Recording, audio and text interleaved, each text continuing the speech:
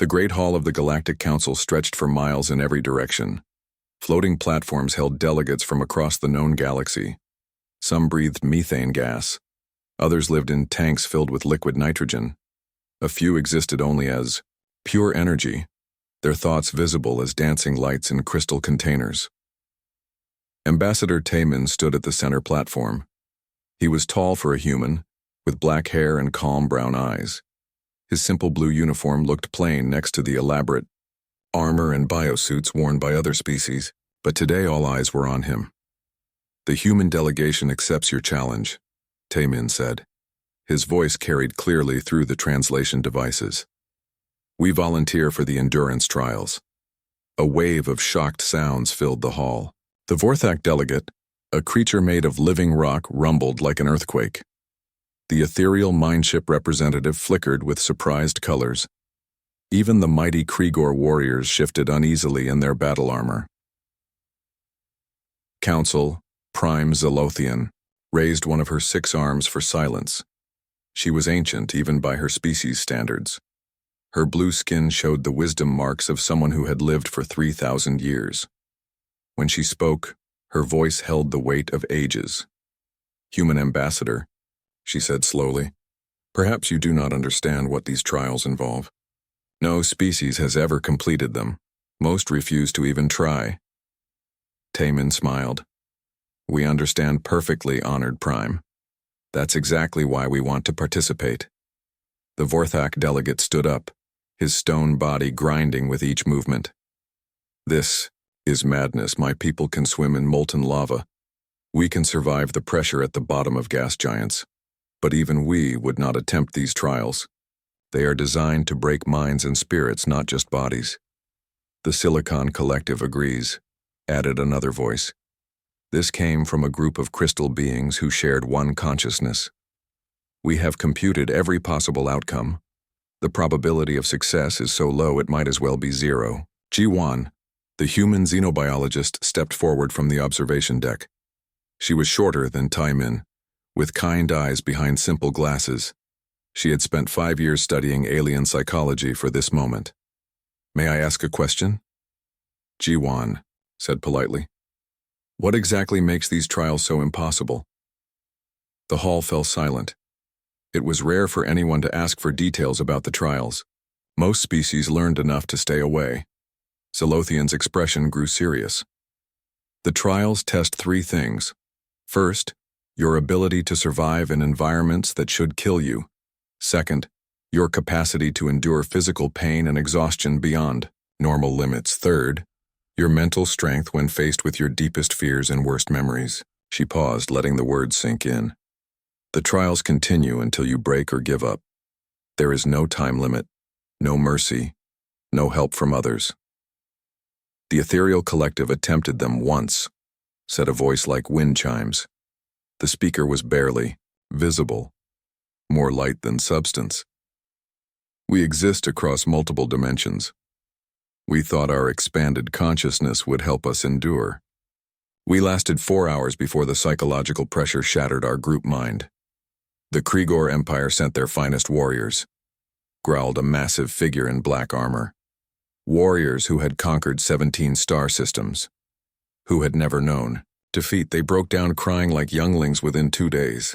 The machine consciousness tried to complete the trials using pure logic," added a robotic voice. "Even artificial minds with no emotions could not process the experience. Their circuits overloaded." Taemin listened to each story with growing interest, not fear. This seemed to puzzle the other delegates even more. "You see," Ji-Wan explained, "humans have a different relationship with hardship than most species. We don't just survive difficult situations, we often seek them out." "Seek them out?" Zolothian repeated, her voice filled with disbelief.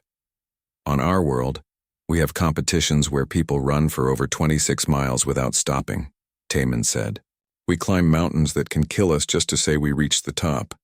We dive into freezing water in the middle of winter. We do these things for fun." The assembled aliens exchanged confused looks through their various sensory organs. This made no sense to them. "But why?" asked the Vorthak delegate.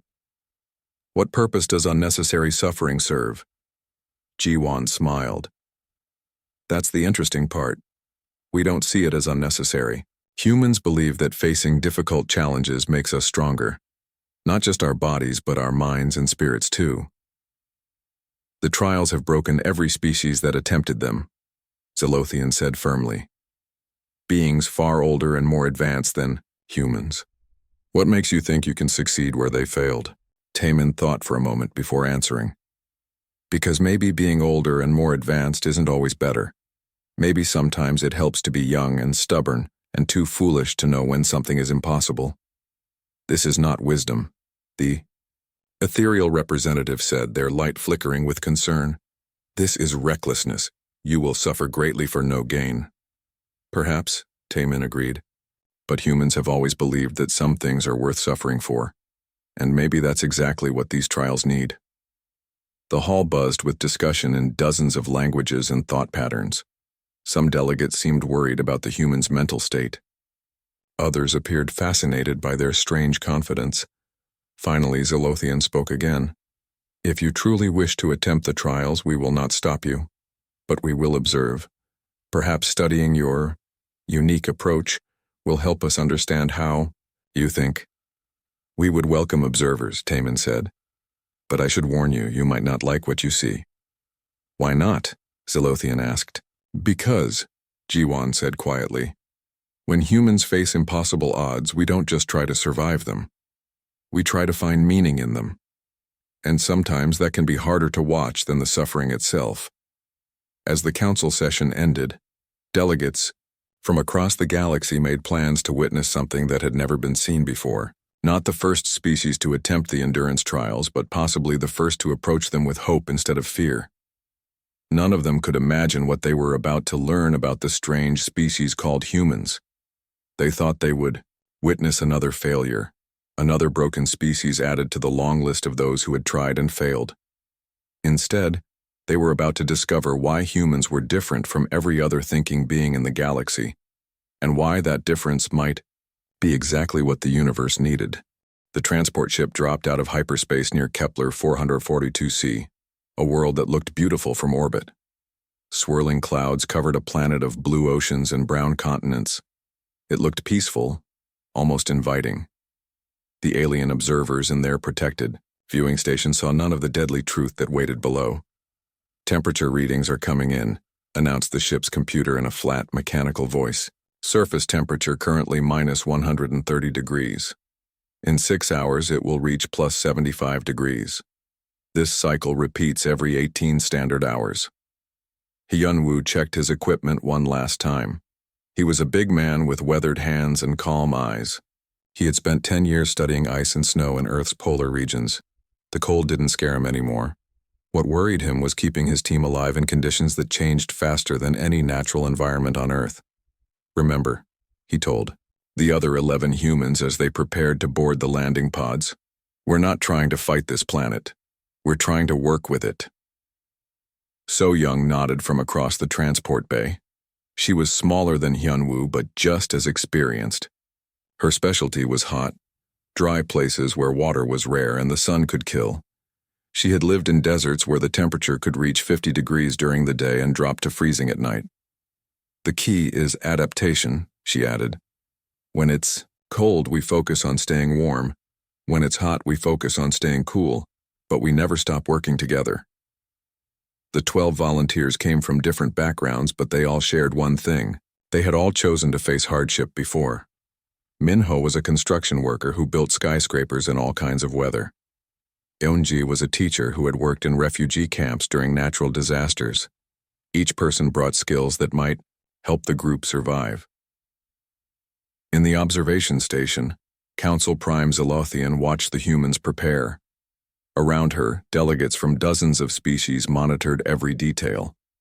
The crystalline watchers, beings who needed perfect temperature control, had lasted only 3 hours on this world before their bodies began to crack. The adaptive morphs, who could change their physical form, had managed 2 days before their shape-shifting abilities failed completely. Approaching landing zone, the computer announced. Warning, surface temperature now minus 145 degrees. wind speed 40 kilometers per hour. The landing pods hit the surface hard, bouncing twice before settling in the frozen dirt. The humans climbed out quickly, their breath forming clouds of ice in the thin air.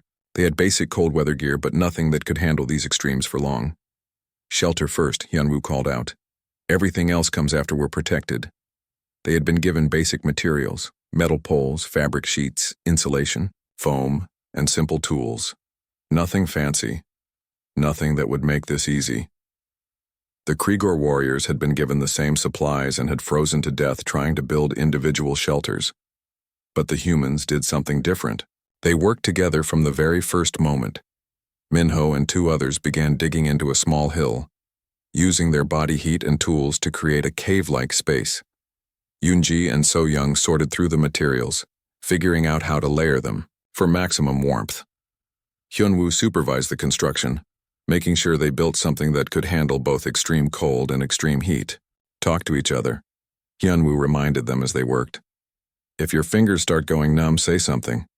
If you can't feel your toes, speak up. We can't help you if we don't know you're in trouble."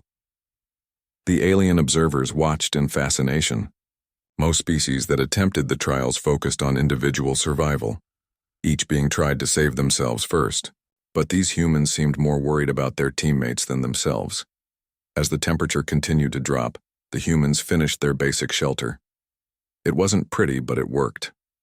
They huddled together inside, sharing body heat and eating small portions of their food supplies. "Tell us a story, Yoonji," someone asked. The teacher smiled and began talking about a group of students who had been trapped in a school during a blizzard. She told how they had worked together, kept each other warm, and made it through the night by singing songs and sharing what food they had. "Why are they telling stories?" asked one of the alien observers. "It keeps their minds active," Ji-won explained from the observation deck. "When humans face difficult situations, they often tell stories to remember that others have survived similar challenges." 6 hours later, the planet's star began to affect the atmosphere. The temperature started rising rapidly. Within an hour, it had climbed 50 degrees. The humans quickly began modifying their shelter. They removed layers of insulation and created openings for air to flow through. Minho used his construction experience to build a ventilation system from the metal poles. So-young showed them how to create shade and conserve their water supplies. "Drink small amounts regularly," she instructed. "Don't wait until you feel thirsty. By then you're already in trouble." As the temperature continued to rise, the humans adapted their behavior. They moved slowly to avoid overheating. They took turns working and resting. They shared their water equally, even though some people were sweating more than others. "This is remarkable," Zilothian said to her fellow observers. "They're not just surviving the temperature changes, they're anticipating them." "The adaptive morphs tried to change their bodies to match the environment," noted another delegate. "But these humans are changing their behavior instead. And somehow, it's working better." When the temperature reached its peak, the humans were ready. Their shelter provided shade and allowed air to move through. They had rationed their water carefully and paced their activities to avoid exhaustion. Young Hee, who had medical training, checked on each team member regularly. She looked for signs of heat stroke or dehydration. When she found problems, the whole group worked to solve them. "Jinwoo is getting overheated," she announced. "We need to cool him down." Immediately, 3 people created more shade while 2 others shared their water rations. They used wet cloth to cool Jinwoo's skin and made sure he rested until his body temperature returned to normal. The aliens watched this with growing amazement. When one human had a problem, all humans worked to fix it. This was completely different from how other species approached survival challenges. As the temperature began to drop again, the humans once more modified their shelter. They added back insulation and closed the ventilation openings. They prepared for another cycle of extreme cold. "Day 1 complete," Hyunwoo announced. 6 more to go. But instead of seeming tired or discouraged, the humans appeared more confident. They had proven to themselves that they could handle the planet's challenges. They had worked as a team and succeeded. "How are they getting stronger?" asked a confused alien observer. "Every other species gets weaker as the trials continue." Ji-won, smiled. Humans have a saying, "What doesn't kill you makes you stronger." They don't just mean physically. They mean that overcoming challenges builds confidence and teaches skills that help with future problems. Over the next 6 days, the humans refined their techniques. They learned to predict the weather changes and prepare for them. They told more stories, shared memories of home, and even sang songs together during the difficult times. Minho created better tools from their basic materials. Yunji organized schedules that made sure everyone got enough rest. So Young and Hyunwoo shared their knowledge of surviving in extreme environments. By the 7th day, they weren't just surviving anymore. They were thriving. Their shelter had become a small but efficient home. Their teamwork had become so smooth that they could adapt to temperature changes without even discussing it. When the trial ended, the humans emerged tired but smiling. They had completed something that no other species had ever accomplished, but more importantly, they had done it together. The alien observers sat in stunned silence. They had witnessed something impossible. Not just the survival of one species, but their apparent enjoyment of the challenge. How? Zalothian finally asked. Taemin, who had watched the entire trial from the observation station, gave a simple answer. Because they remembered that they weren't alone. The second trial facility looked like a nightmare built from metal and glass. Endless corridors stretched in every direction, lit by harsh lights that never dimmed. The air hummed with a constant low sound that seemed to vibrate in the bones. Everything was designed to make visitors feel uncomfortable and lost. Jae-hyun stood at the entrance with his 11 teammates. He was lean and strong, with the patient eyes of someone who had run thousands of miles over many years. He understood that the human body could endure far more than most people believed possible, but this trial would test more than just physical strength. Pain simulators will activate once we enter, explained the mechanical voice of the trial. Computer. Low-level electrical pulses will cause constant discomfort. Sleep will be interrupted every 90 minutes. Food will be limited to minimal nutrition bars. Water will be restricted to survival levels. Young-hee listened carefully to every word. She was tired from staying awake for 30 hours straight during her medical training. She knew how the human body responded to stress, pain, and exhaustion. More importantly, she knew how the human mind could push through when everything hurt. Physical challenges will increase every 12 hours, the computer continued. Mental puzzles must be solved to earn basic necessities. Failure to complete tasks will result in additional pain stimulus. The trial continues until all participants surrender or become unable to function. The alien observers watched from their safe viewing chambers. The Narathi, who prided themselves on mental discipline and had meditated for centuries, had broken within 18 hours. Their perfectly controlled minds couldn't handle the constant interruption and pain. The Machine Consciousness Alliance had tried to use pure logic to solve the puzzles while ignoring the pain. But when they shut off their pain receptors, they were disqualified for not experiencing the trial properly. Even artificial minds couldn't find a way to succeed. Ready? Jae-hyun asked his team. They nodded and stepped through the entrance. Immediately, the pain began. It felt like being stung by insects all over their bodies. Not enough to cause real damage, but enough to make concentration difficult. First puzzle chamber is ahead, Do-hyun said, reading the signs on the wall. He was a factory worker who had spent years doing repetitive tasks while dealing with minor injuries and discomfort. Looks like we need to solve math problems to get our first meal. The math problems were complex but not impossible. However, solving them while dealing with constant pain and the stress of the environment made everything much harder. Other species had tried to work individually, each person focusing on their own puzzle. The humans did something different. They worked together. I'm good with numbers, said Hyejin, a mother who had learned to do household budgets while managing 3 young children. But I'm having trouble focusing with this pain. Can someone help me think through this?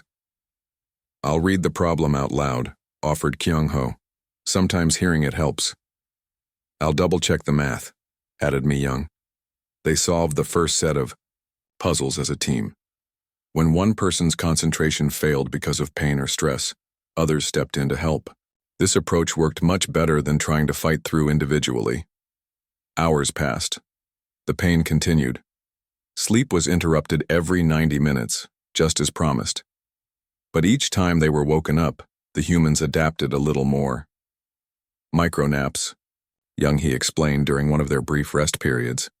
If we can't get long sleep, we learn to rest deeply for short periods. Medical residents do this all the time.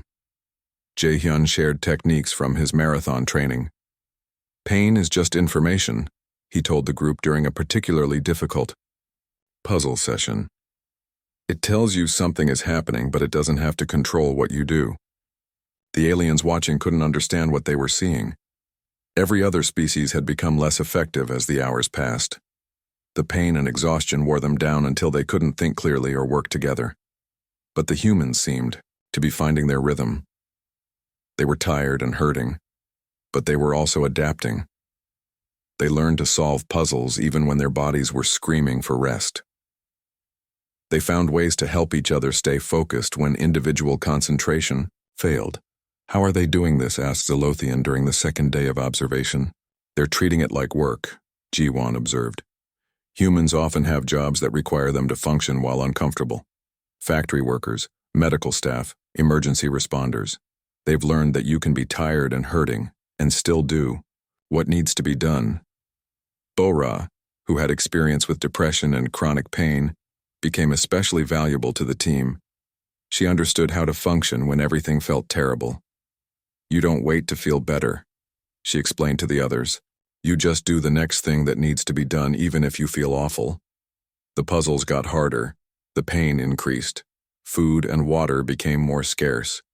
But the humans kept adapting. Sung-woo used his experience from working night shifts to help the team stay alert during their brief waking periods. Mi-young, who had survived poverty as a child, knew how to ration small amounts of food to maintain energy.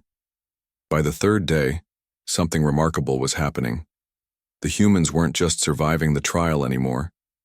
They were finding small moments of joy even in the middle of the suffering. Remember that time we got lost hiking and had to sleep under the stars without any food? To-hyun asked during one of their rest periods. That was miserable, laughed Hye-jin, but we still talk about how beautiful the sunrise was the next morning. Exactly, said Jae-hyun. Sometimes the worst experiences make the best stories later. The alien observers were baffled by this behavior. How could beings in pain and exhaustion find reasons to laugh? How could they remember difficult experiences with fondness? It's called post-traumatic growth, Ji-won explained. Humans often report that surviving difficult experiences makes them stronger and more appreciative of good things in their lives. On the fourth day, the trial computer increased the difficulty again. The puzzles became almost impossible. The pain reached levels that had broken every previous species. Food was reduced to tiny portions that barely kept them alive. But the humans had found something that their observers didn't expect.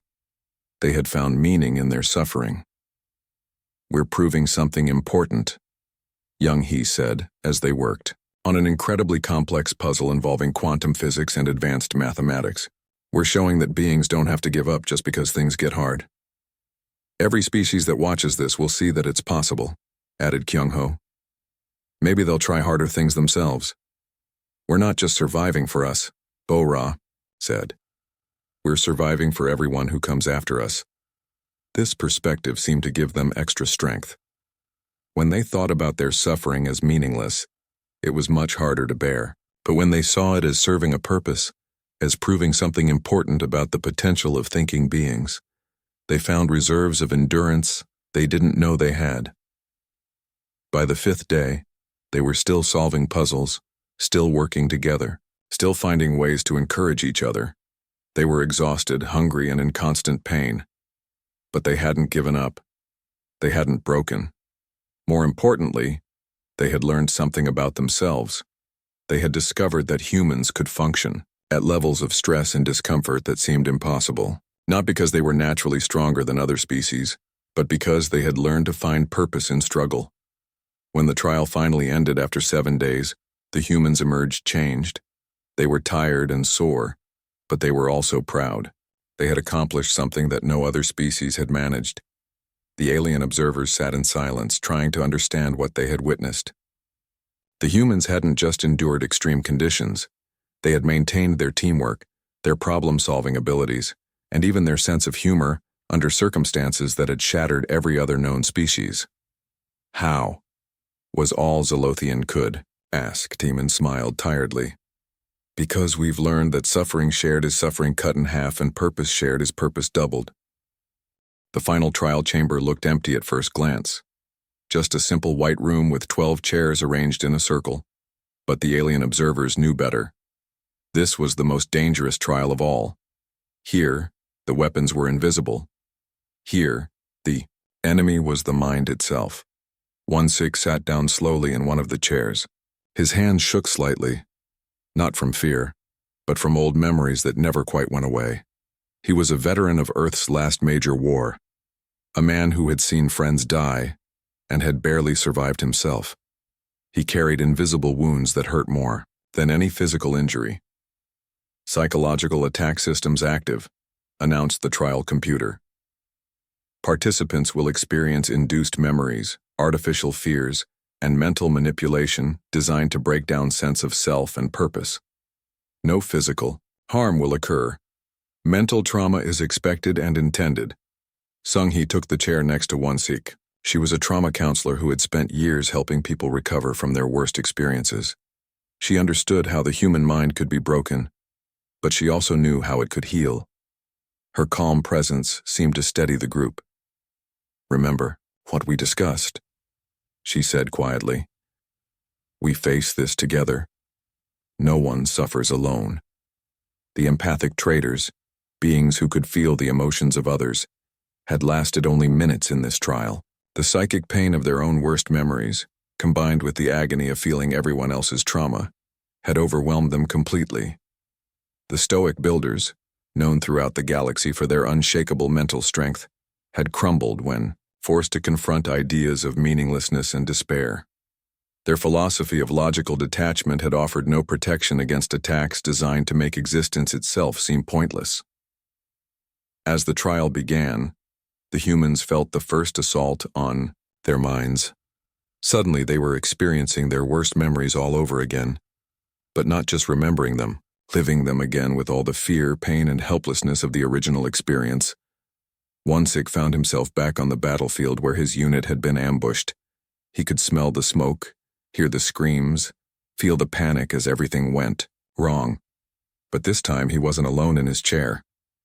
"I'm here," Sung-hee said, her voice cutting through the artificial memory. "You're not on that battlefield.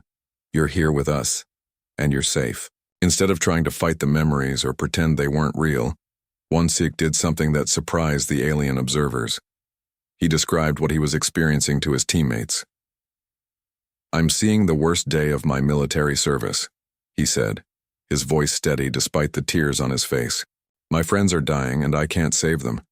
I feel helpless and angry and afraid." "Tell us about one of your friends," suggested Kyung-ho gently. "What was he like when he was happy?" Won-sik thought for a moment, and slowly his expression changed. "Jinsu loved to sing. He had a terrible voice, but he sang anyway. He used to sing old folk songs while we cleaned our equipment." "What was his favorite song?" asked Mi-young. As Won-sik began to hum an old melody, something remarkable happened. The painful memory was still there, but it was no longer the only thing in his mind. The memory of his friend's laughter and terrible singing voice was there, too. The aliens watching couldn't understand what they were seeing. Every other species had tried to fight their traumatic memories or hide from them. The humans were doing the opposite. They were sharing them. "I'm seeing my parents fighting," said Bo-ra, her voice shaking. "I'm a child again, hiding in my room, listening to them scream at each other. I feel so small and scared." "You're not small now," Seung-woo reminded her. "You're strong. You survived that scared little girl, and you grew up to help other people. Tell us about something good you did yesterday," suggested Hyejin. Bo-ra thought for a moment. "I helped an elderly man carry his groceries to his car. He smiled and told me I reminded him of his granddaughter." Slowly the humans began to understand what the trial was really testing. It wasn't just their ability to withstand psychological attack. It was their ability to maintain their sense of who they were when everything felt hopeless. But they weren't maintaining that sense individually. They were maintaining it together. The attacks intensified. The trial computer began inducing artificial fears and false memories. Suddenly, Kyung-ho believed that his family had never loved him. Mi-young was convinced that every good thing in her life had been meaningless. Do-hyun felt certain that he had wasted his entire existence. But each time someone fell into despair, the others pulled them back. "That's not true," Jae-hyun told Kyung-ho firmly. "I've heard you talk about your family. I've seen your face when you mention them. That love is real. Your life has meaning because you're here with us right now," Sung-hee told Mi-young. "You're helping us survive something impossible. How could that be meaningless?" "You've worked hard your whole life," Yoonji told Do-hyun. "You've built things that shelter people, provided for your family, helped your community. That's not wasted. That's valuable." The alien observers were witnessing something unprecedented. Instead of being destroyed by their psychological attacks, the humans were using them to grow closer together. They were turning the trial's weapon against itself. "How are they doing this?" asked a bewildered delegate. "They're reframing the experience," Ji-won explained. "Instead of seeing trauma as something that breaks them, they're treating it as something that connects them to each other." Young-hee was experiencing memories of patients she couldn't save, medical emergencies where her skills weren't enough. But instead of drowning in guilt and failure, she began talking about what those experiences had taught her. "I learned that sometimes all you can do is be present with someone in their pain," she said. "That even when you can't fix everything, compassion still matters." "That's exactly what you're doing for us right now," Won-sik pointed out. The trial. Computer tried a new approach. It began showing the humans' visions of universal meaninglessness, the vastness of space, the briefness of life, the apparent pointlessness of existence in an indifferent universe. This attack had broken the Stoic builders completely. Their philosophy couldn't provide comfort when faced with true cosmic indifference. But the humans responded differently. "So what if the universe is big and we're small?" said Hyejin. "That just makes what we do here more important, not less. If life is brief, then every moment we spend helping each other matters more," added Seung-woo. "If there's no grand purpose written in the stars, then we get to choose our own purpose," said Bo-ra. "And I choose to care about all of you." The aliens watched in amazement as the humans transformed the trial's most devastating weapon into a source of strength. They weren't denying the harsh realities of existence. They were finding meaning despite them. Hours passed. The psychological attacks continued, but the humans had found their rhythm. When one person was overwhelmed by artificial despair, the others reminded them of reasons to hope. When someone was lost in traumatic memories, the group helped them remember who they had become since then. They weren't just surviving the trial. They were healing each other. "This is impossible," whispered one of the alien observers. "They're supposed to break apart under this kind of pressure. Instead, they're becoming stronger together." "That's because they understand something we don't," said Zalothian slowly. "They know that meaning isn't something you find, it's something you create." On the 10th day, when the trial finally ended, the humans sat quietly in their chairs for a long moment. They were exhausted, emotionally drained, and deeply changed by what they had experienced. But they were still together, still supporting each other, still finding reasons to hope.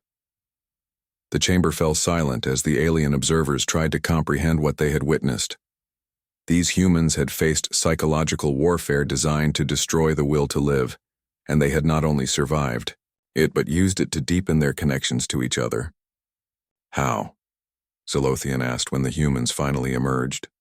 Sung-hee smiled sadly. "Because we learned long ago that pain shared is pain halved, and hope shared is hope doubled. You can break one human mind, maybe even several, but you can't break the human spirit when it's joined with others." The council chambers were quieter than they had ever been before. Delegates from across the galaxy sat in stunned silence, their various forms of communication devices dark and unused. For the first time in recorded history, beings who had explored the stars for millions of years had no words for what they had witnessed. Ambassador Tae-min stood once again at the center platform. But everything had changed. The humans were no longer an unknown species asking for recognition. They were now the only beings in the galaxy who had accomplished the impossible. Council. Prime Zelothian rose slowly from her seat. Her ancient blue skin seemed paler than usual, and her 6 arms trembled slightly as she spoke. Ambassador Tae-min, she said, her voice carrying across the vast chamber. I must ask you directly. How did your species accomplish what no other thinking beings have managed? How did you endure what has broken every other form of life we know? Tae-min looked around the chamber at the assembled delegates. Beings of crystal and metal, energy and gas, creatures who had mastered technologies beyond human understanding, species who had conquered disease, death, and the limitations of their home worlds. Yet none of them could understand what they had just witnessed. The answer, Tae-min said slowly, lies not in what we are, but in where we come from. Ji-won joined him on the platform, carrying a small device that projected images into the air above them. The first image showed a blue planet with white clouds and brown continents. This is Earth, she said, our homeworld. To most of you it probably looks peaceful and beautiful, but Earth is what we call a death world. Confused sounds rippled through the chamber. The Vorthak delegate, beings who lived in molten rock, made a grinding noise of disbelief. The ethereal collective flickered with surprised colors. Impossible, said the representative of the adaptive morphs. Your species shows no signs of extreme physical adaptation. You appear to have evolved in a garden world environment. That's exactly the problem, Tae-min replied. Earth looks like a garden world, but it's one of the most hostile planets in the galaxy for the development of intelligent life. Ji-won activated the device, and new images filled the air. Ice sheets, covering entire continents, massive volcanic eruptions, asteroid impacts that blocked out the sun, huge creatures with terrible teeth and claws. Every species here evolved on worlds that were, by galactic standards, relatively stable, she explained. You face challenges, certainly. Predators, natural disasters, resource scarcity, but nothing like Earth. For millions of years, Tae-min continued, Earth has been trying to kill everything that lives on it. Ice ages that lasted hundreds of thousands of years. Volcanic eruptions that changed the global climate. Asteroid impacts that wiped out entire ecosystems. Magnetic pole reversals that stripped away atmospheric protection. The images continued. Massive storms that could level entire forests. Earthquakes that could split continents. Diseases that killed most living things they touched. But that's not all, Ji-won said. Even when Earth wasn't trying to kill us with natural disasters, it was testing us in other ways. Our planet has more large predators than most worlds ever develop. Animals that could hunt, kill, and eat our ancestors. New images showed Earth's predators. Lions, tigers, bears, sharks, crocodiles, wolves. Creatures that had shaped human evolution by constantly threatening human survival. We also had to deal with competition from our own species. Tae-min added, humans have fought wars with each other for thousands of years. We've survived plagues that killed half our population. Famines that reduced us to eating anything we could find. Conflicts that lasted for generations. The alien delegates listened in growing amazement. Most species had evolved past serious warfare within a few thousand years of developing agriculture. The idea of intelligent beings fighting each other for millennia was almost incomprehensible. Every human alive today, Ji-won said, is the descendant of survivors. Not just survivors of one disaster, but survivors of thousands of disasters over millions of years. The universe has been trying to eliminate our species since we first developed consciousness, and we've refused to die. But survival alone doesn't explain what we witnessed in the trials, Zelothian said. Many species have survived difficult circumstances. What makes humans different is how you respond to hardship. Tae-min nodded. That's the key. Most species develop technology and civilization to eliminate suffering from their lives. You've created comfortable, safe environments where hardship is rare, You've solved the problems that caused pain for your ancestors. Humans did something different, Jiwan continued. We developed technology and civilization too, but we never eliminated suffering completely. Instead, we learned to find meaning in it. She activated the device again, showing new images. Humans climbing mountains that could kill them. Running, races that pushed their bodies beyond normal limits. Volunteering to help during disasters. Choosing to become doctors, soldiers, and teachers despite the stress and danger. We created philosophies and religions that acknowledged suffering as a necessary part of existence, Taman explained. We told stories about heroes who endured great hardships for causes greater than themselves. We built cultures that honored sacrifice, courage, and perseverance. You celebrate suffering?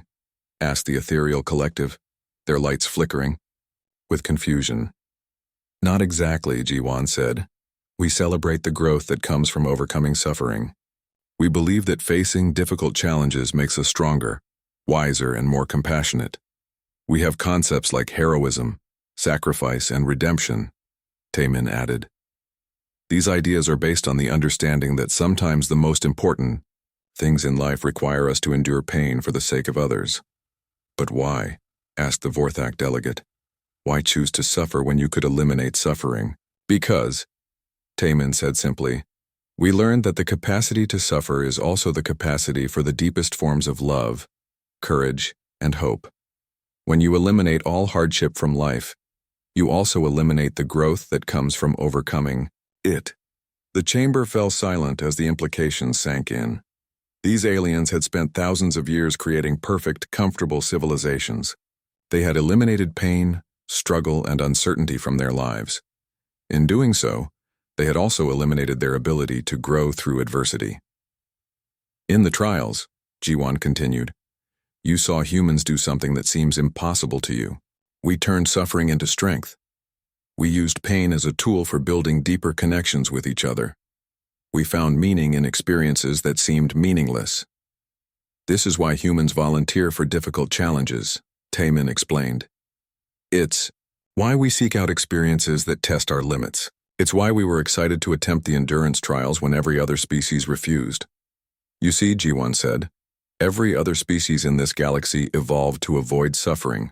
We evolved to transform it. Zalothian sat in silence for a long moment processing this revelation. Around her, delegates from hundreds of worlds struggled to understand a concept that was completely foreign to their experience. What does this mean for the galaxy? She finally asked. Taman's expression grew serious. It means that when truly difficult times come, humans might be able to help in ways that other species cannot.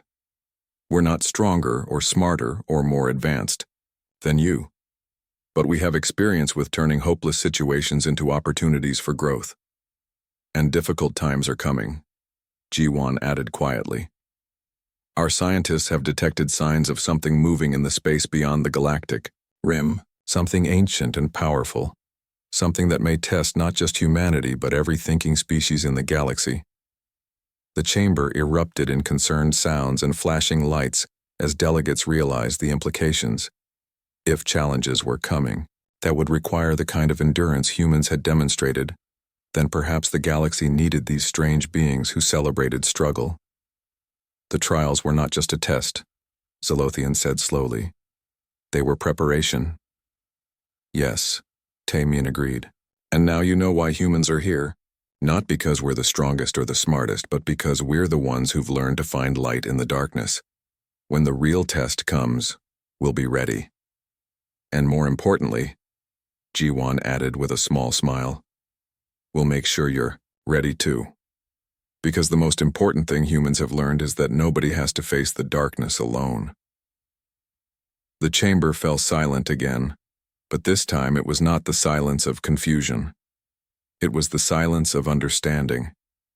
The galaxy had found its teachers for the dark times ahead.